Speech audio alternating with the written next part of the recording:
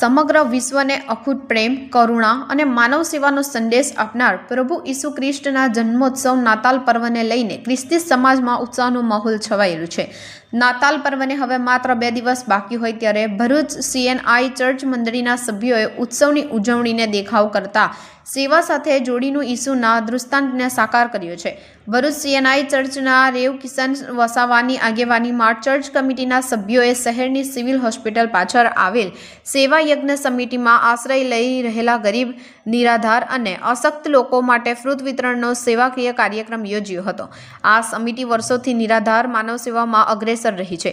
ઈસુ ખ્રિસ્તના સેવાના દૃષ્ટાંતને જીવંત કરતા ચર્ચ મંડળીના સભ્યોએ નાતાલની સાચી ભાવનાને ઉજાગર કરી હતી। ફ્રૂટ વિતરણ માત્ર દાન નહીં પરંતુ માનવતાની સાથે આત્મીયતા અને પ્રેમનો સંદેશ બની રહ્યો હતો।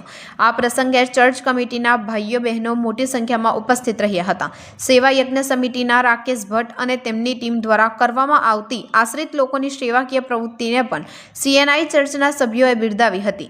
આ સેવા ભાવના પૂર્ણ ઉજવણીએ સાબિત કરે છે કે નાતાલ પર્વ માત્ર સજાવટ અને આનંદનો તહેવાર નથી, પરંતુ ઈસુ ખ્રિસ્તના પ્રેમ, કરુણા અને માનવ સેવાના સંદેશને સમાજમાં જીવંત રાખવાનો પાવન અવસર છે।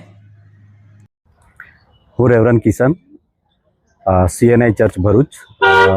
અમારી જે કમિટી છે એમણે નક્કી કર્યું કે આ વખતની નાતાલ આપણે અનોખી રીતે ઉજવીએ એના માટે ભરૂચમાં જે સેવા યજ્ઞ સમિતિ છે અને ત્યાં જે આશ્રય હેઠળ જે રહેનારા નિરાધાર લોકો છે ને એમની સાથે આજનું ફ્રૂટ્સનું વિતરણ કરવા માટે અમે આવ્યા હતા। અને અમારી એ પ્રાર્થના છે કે આ લોકોની જે સેવાઓ કરે છે રાકેશભાઈ અને આખી ટીમ, ઈશ્વર એમને પુષ્કળ આશીર્વાદિત કરે, એમની સેવાઓને આશીર્વાદિત કરે અને જેટલાય વહાલાઓ અહીંયા આશ્રય હેઠળ રહે છે એમને ઈશ્વર આ વર્ષમાં અને આવનારા વર્ષમાં સારી તંદુરસ્તી આપે અને સાથે એમની જરૂરિયાતો પૂરી પાડે એવી ખાસ અમે ઈશ્વરને પ્રાર્થના કરીએ છીએ। Thank you.